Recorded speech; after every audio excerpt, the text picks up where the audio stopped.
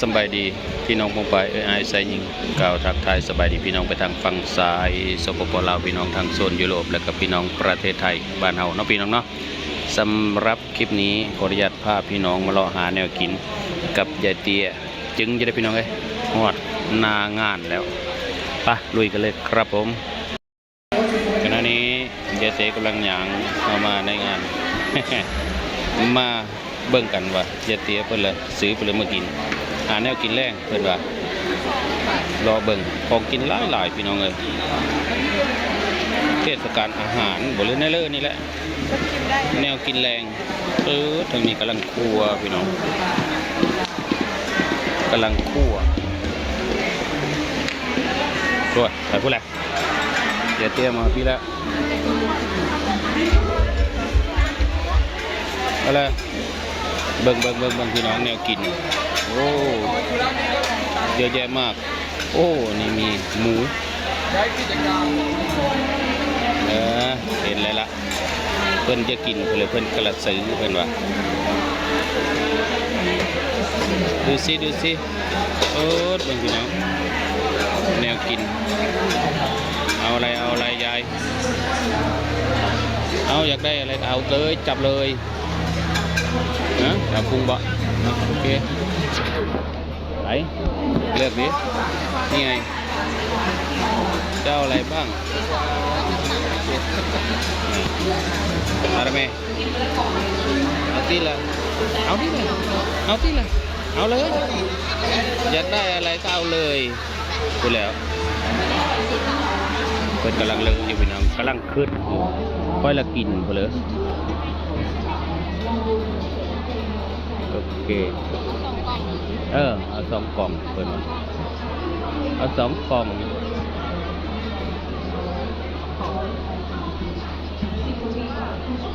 ลุ้นได้แล้วได้กุ้ง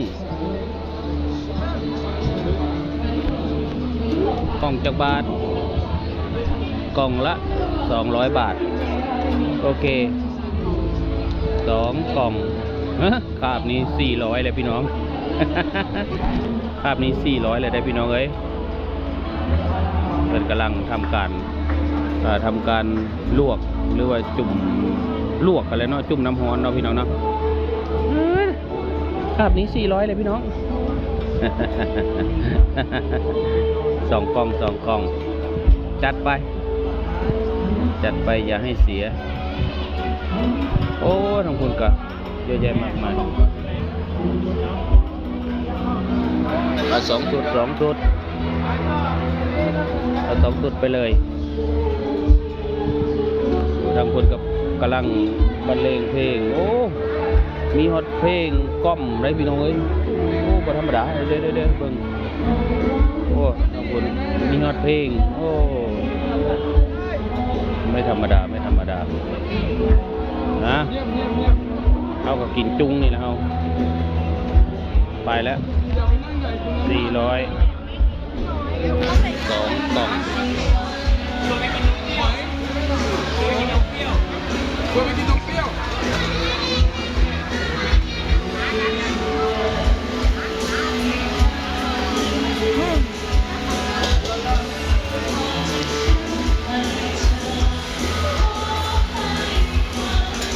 โอเค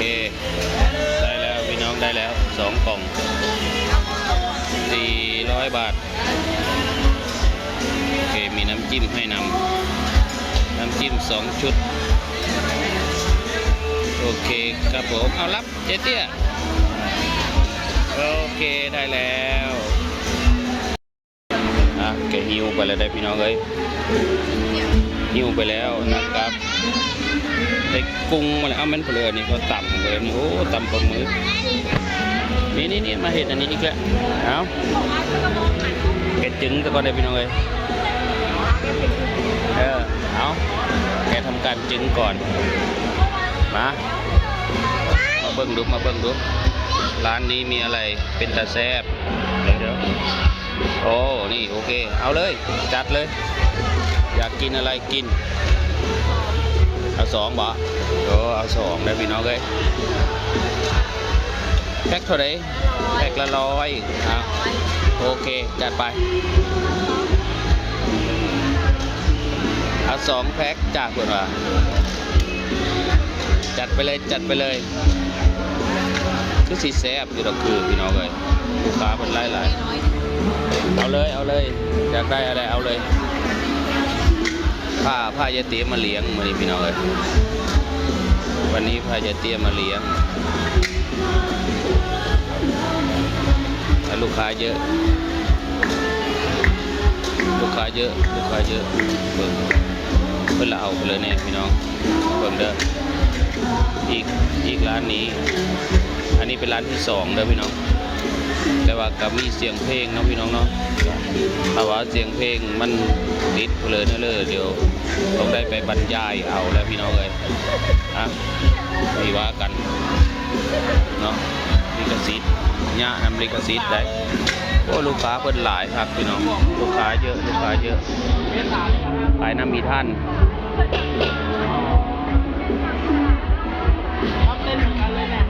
โอเคเจ๊ยืนรอเย็นเตี้ยยืนรอเอาเด้อเอาแพ็คละ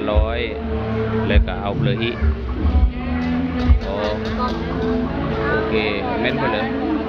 แซลมอนบ่แซลมอนดองพอดีเป็น300จัดไปเอาหิ้ว จะกินก็หิ้วเองด้วยภาพนี้จะนักเลยพี่น้องเอ้ย3 กับ 4ก็เป็น7เข้าไปแล้วพายายเตี้ยมาเลี้ยงโอเคครับผมหิ้วไปแล้วพี่น้องหิ้วไปแล้ว2 ข้าง700เข้าไปแล้วมาลุ้นมาเพื่อนเราไปกินไปเลยมื้อนี้พาเจเต้มาเลี้ยงโดยเฉพาะได้มื้อนี้นะพี่น้องเอ้ยเพื่อนเราไปกินไปเลยพี่น้องลุ้นเยอะไปเลยสิกินนะจักเล็กข่อยก็ไม่เคยกินหมูอันนี้ข่อยไม่เคยกินหมูอันนี้เอาไปเลาะบรรยากาศส่วนอาหารพี่น้องเอ้ยแนวกินแรงแหละคักอยู่ได้คนหลายพี่น้องเอ้ยมีทั้งดนตรีแต่ก็แนวอยู่แนวกินโอ้เดี๋ยวเอาป่าเอากระมาโอ้ยโผเอามาพอป่าวันนี้โอ้วันนี้ครับป่าสวัสดีครับโอ้ยถ่ายรูปเนี่ยมาเห็นแล้วก็ถ่ายรูปเลยเนาะโอ้ยเตี้ยเพิ่นอุดหนุนปลาเทพปลาเทพเอ้ยเพิ่นปลาเทพจากบ้านครับกี่บาทครับครับผมเมื่อกี้นี้ย่างไก่ร้านปลาเทพเมื่อกี้นี้เตี้ยกับอุดหนุนขนมเพิ่นไป2 กล่องละ100 บาทเลาะมาข้างในพี่ตอนนี้โอ้เพลงก็ดังกว่าเพลงเนาะพี่น้องเนาะแต่ก็มีเป็นเพื่อนคิดว่านะน่าจะไม่มีลิขสิทธิ์ หรือว่าในเลยแต่คันมีเฮากับลบออกทางเทิงคนนะพี่น้องมีการกินแล้วก็ฟังเพลงเนาะในส่วนอาหารสุดยอดมากหมดไปแล้ว1,000พี่น้องเลย หมดไปแล้ว1,000ทีละงานนี้ลุ้นกันไปรอหาแนวกินคือเก้าพี่น้องเลยบรรยากาศโอ้ถือว่าใส่ได้พี่น้องเลยหนังกินก็ได้ซื้อมือก็ได้เบิ่งของหวานโอ้ถั่วโอ้สุดยอดมากลุยต่อพี่น้องลุยต่อ หาแนวกินต่อยังเมิดมีหลายหาละเมิด1,000เดียวนึง อันนี้มีปลาทูด้วยมีปลาทูหอมปลาทูเค็มเป็นตะครบตะกินเอาละเมิด1,000ไปลุยต่อไปเลยโอ้ทางนี้ก็เป็นตะกิน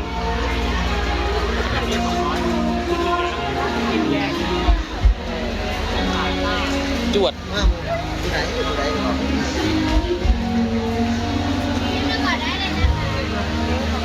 โอ้ยนางน้อยข โอ้โหยอดมากลุยพี่น้องลุยยางน้ำหลังยายเตี้ยมานี่เอายายเตี้ยมาเลี้ยงเอายายเตี้ย มองเดี๋ยวเขาเคยเห็นอยู่แถวนี้ อยู่พูนั่งนาว่างเลาะเบื้องนี้แกหามันทอดมีเห็นพี่น้องมันทอดอยู่ตรงไหนโอ้ยนี่สองสาว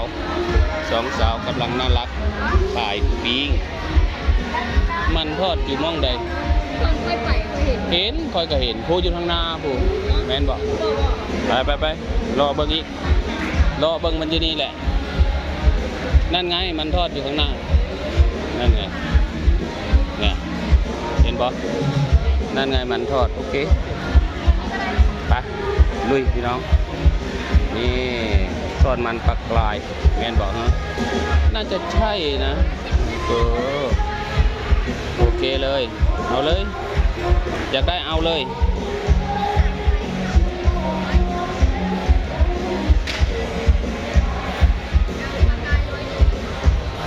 ปลากาย100เพื่อนว่ะเอาเลยนี่เดี๋ยวเราดูว่าอร่อยหรือไม่อร่อยแซ่บหรือไม่แซ่บป้าทบกระแซ่บหรอคุณอ่ะเบิ่งร้านเพิ่นก็ดีธรรมดาการันตีโดยไอ้หม่ำ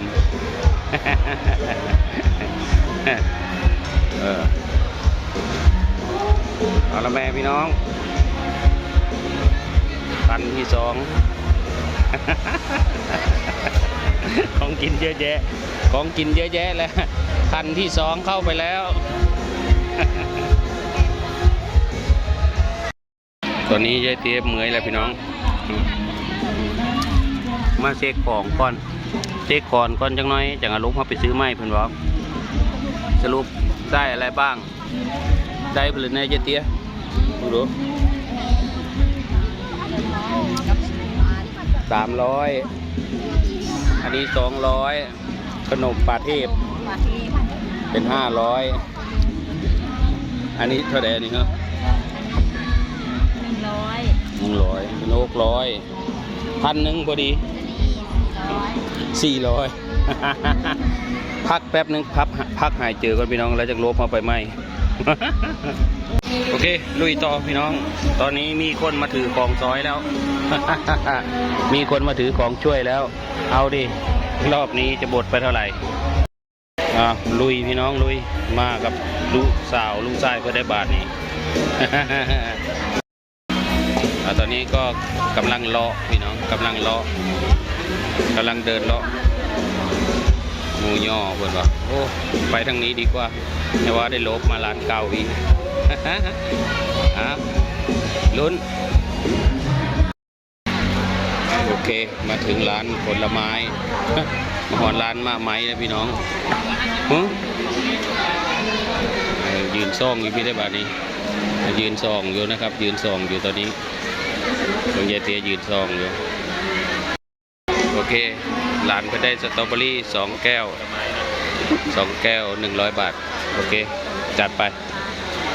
ทะลุมาออกนี่แล้ว ทะลุมอดพี่เลยได้พี่น้องเอ้ยลบมาร้านหอยร้านทะเลอีมองเก่าเอาบนอยู่นี่แหละวันนี้นะ เนี่ยเป็นพวงก็ละเป็นพวงเลยโอเคครับพี่น้องผมคิดว่าตอนนี้ น่าจะเดินกลับได้ละสงสัยเมยแล้วพี่น้องเลยสงสัยเมื่อยแล้วเอาจะกินอย่างอีกจะเอาอะไรเหรอเอาเลยจัดไปแมงกะพรุนลายเสือหอยนางรมมีจุ้งกล่องอันไหนเป็นกล่องอันนี้100อันนี้ถุง100 บาทเอาบอฮะบอกเอาโอ้ยให้เพิ่นโฆษณาแล้วก็ไม่เอาให้เพิ่นฟังเราโฆษณาเนาะโอ้ยฟังให้เราโฆษณาแล้วก็มาเอาจะมาเป็นยังไงมาถามเนาะบ่เป็นยังก็เหรอจ้าโอเคน้องพี่น้องสำหรับค ลิปนี้ก็ยาวมาพอสมมาภาคควรอันนี้เป็นชิงช้าได้พี่น้องเอ้ยชิงช้าอยู่ที่ริมน้ำโขงสวยงามสำหรับคลิปนี้ก็ยังมาพอสมมาภาคควรเนาะขอบคุณขอบเจอพี่น้องปองไปผู้คนที่แวะมาเป็นกำลังแรงมุกกำลังเจอดูยูเซอร์นะครับเนาะวันนี้ผ้ายายเตี้ยมาเลี้ยง หมดไปเกือบ 2,000สุดยอดพี่น้องเลยก็เป็นไปเลยที่โอเคเนาะพี่น้องเนาะฝั่งกระโน้นจะเป็นวิวฝั่งโขงทางท่าแขกเนาะแต่นี่จะเป็นชิงช้าเนาะโอ้ยลมแห้งนะพี่น้องเลยขอโทษขออภัยนะถ้าว่ามีเสียงลมเพิ่มเนาะพี่น้องเนาะลมแห้งชิงช้าโอ้ยวิวสวยงามพี่น้องเลยแต่ลมแห้งฝั่งกระโน้นจะเป็นฝั่งสปป.ลาวท่าแขกขออนุญาตบัดค่ำด้วยพี่น้องจบคลิปลงซ้ำนี้